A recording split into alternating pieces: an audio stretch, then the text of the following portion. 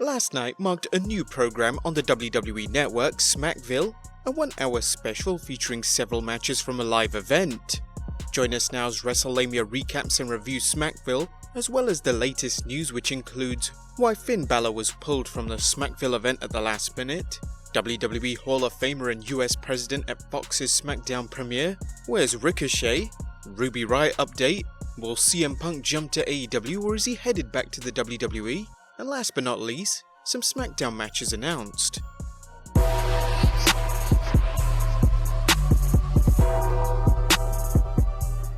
Smackville is coming to you from Nashville, Tennessee, exclusively airing on the WWE Network. The show begins with the announcement that Finn Balor is unable to compete tonight as he's not medically cleared. More on that later, but the Intercontinental Champion Shinsuke Nakamura thinks he's going to get a forfeit win, but instead, Ali shows up and he's ready to win the IC belt. This is a hard-hitting match as both men exchange powerful kicks and suplexes. Nakamura goes for the Kinshasa, but eats a super kick. Ali goes for the 450 but misses, leading to the champion ending things with a Kinshasa. And the Kinshasa finds its mark!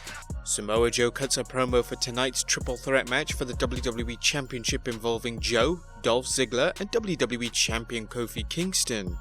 Joe always delivers on the mic and in the ring, but will he ever get a chance at the top?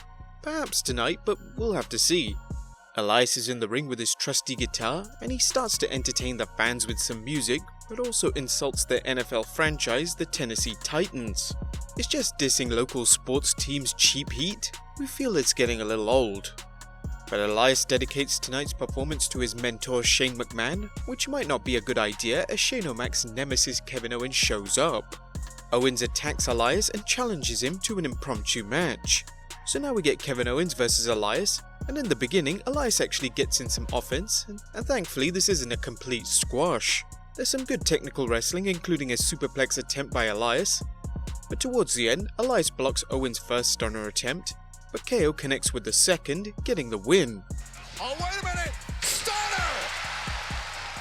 It's a good way to continue building up Kevin Owens, but it doesn't make any sense to waste so much time with Elias singing. Just a bizarre move by the WWE. Next up is the triple threat match for the WWE Championship between Kofi Kingston, Samoa Joe and Dolph Ziggler. At the start of the match, the challengers gang up on the Dreadlock Dynamo after Kofi starts strong, with Kingston unable to overcome both Joe and Ziggler. In typical triple threat fashion, it doesn't take long for the temporary truce to fall apart as Joe and Ziggler clash to see who can win the belt. Kofi recovers and this turns into a classic three-way battle, with one wrestler getting beat up enough so the other two can attack each other.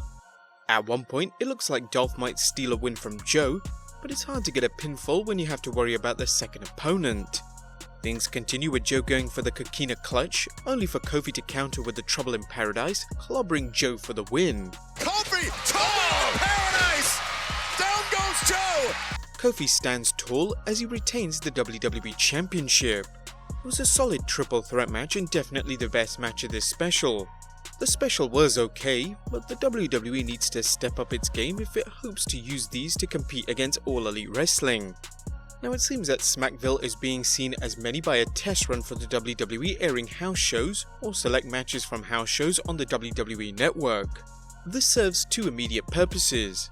The first and most important is giving the WWE the ability to counter-program All Elite Wrestling events, whether they're pay-per-views, special events such as Fight for the Fallen or weekly programming. Although as discussed recently, the WWE may be airing NXT against AEW's upcoming weekly television show. According to Ringside News, the WWE will be running a house show in Portland the same night as All Elite Wrestling's All Out event. Second, it also makes house shows seem like more than a dress rehearsal for WWE television and pay-per-views. Smackville broadcasts might be a way to draw additional fans to house shows, something the WWE needs to do based on recent ticket sales for live events. Yesterday, Brad Shepard tweeted, "According to a source in WWE, there have been initial discussions today of Charlotte or Samoa Joe pulling off a shock win at tonight's Smackville event. It should be interesting to see if that happens." While this didn't happen tonight, even a secondary title change could encourage fans to attend house shows, particularly if they're being broadcast on the WWE Network. Let's move on to the news, and our first story looks at where Finn Balor was. Are fans wondering where Finn Balor was last night? As he was originally scheduled to face Shinsuke for the IC belt, need not worry that he's injured. Both PW Insider and Fightful Select are reporting Balor was out due to an illness, with Fightful reporting that it's a bout of the stomach flu. Next up, is WWE Hall of Famer and US President going to be at Fox's SmackDown premiere? While initial rumors that the WWE were working to get WWE Hall of Famer and United States President Donald Trump to make an appearance at the premiere of SmackDown Live on Fox were initially dispelled, the story's picking up steam again, with reports that Trump is interested in appearing, as are all other parties involved, i.e. the WWE and Fox. Both the WWE and Fox are doing everything possible to make the premiere a must-see event, with wrestling scuttlebutt having it that The Rock is also being sought after. A live presidential appearance could be a logistical nightmare, including the necessary security measures, but the WWE might get around this with a live offsite appearance or taped appearance. But next up, where is Ricochet? No, WrestleLamia isn't playing hide and seek, although R-Truth recently cutting a hilarious promo where he proclaimed he's the best at hide and go seek given his current reign as WWE 24/7 champion.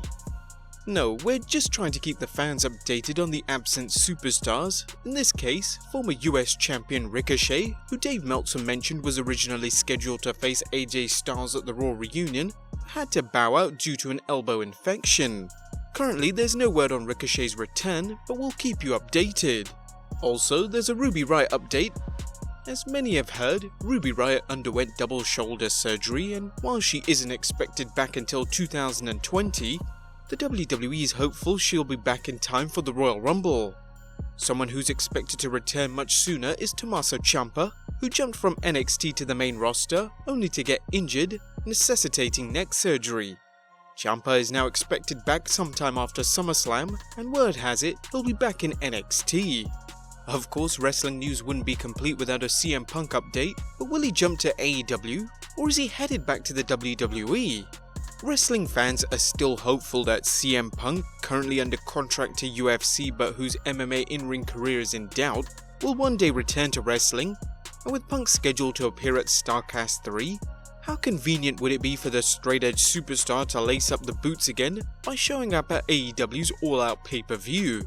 Whether it's generated controversy, a misunderstanding, or a swerve, fans are focusing on comments recently made by Punk and AEW's own Cody Rhodes. CM Punk was recently interviewed by ESPN and claims AEW made him an offer via text message. Punk went on to say, "The last thing I got a text from Cody, and again, I almost don't even know how to reply to them sometimes. Because if I reply, they do interviews and are like, oh yeah, I just talked to Punk. I'm kind of damned if I do, damned if I don't. I always think if somebody wants to do business with me, they can come talk to me. Texting offers isn't really a way to do good business, at least. It was texted through 3 people, and an offer came in through text. This is like a month ago maybe. I think it was just a general offer. I never could have done the last one in Vegas, Double or Nothing, because I was in California for CFFC. Cody Rhodes responded on Twitter saying, I think he was misquoted. I know one of us had met with him in person, and yes, I texted him plenty when we couldn't connect on the actual phone, but not a contracted offer. I wouldn't be surprised if he went back to WWE. Regardless, great wrestler and guy. Door is open if he wants it. It's difficult what to make of this given the worked nature of the business and Cody and Punk's both savviness at working the fans and the media. How this turns out will only be answered when All Out has ended and Punk has either shown up or failed to appear. But then fans will probably speculate that he's showing up for the AEW's TV show debut. And the last bit of news, some SmackDown matches have been announced. The WWE continues to promote its TV shows ahead of time, with the WWE announcing the following matches and segments for the 30th July SmackDown Live. Number 1, The New Day's Xavier Woods and Big E will go up against Drew McIntyre and Elias. Number 2, Dolph Ziggler will face off against Finn Balor, assuming Balor has recovered from his stomach bug. And number 3, an edition of the King's Court with Jerry Lawler special guest WWE Hall of Famer Trish Stratus. This segment may have the sole purpose of hyping up the supposed match between Trish Stratus and Charlotte Flair that's rumoured to be set for SummerSlam. But there you have it guys. A review and recap for Smackville as well as the latest wrestling news. What did you guys think of Smackville? Be sure to leave your comments down below, subscribe if you haven't already, follow us on Instagram and Twitter, and I'll see you next time with some more wrestling content.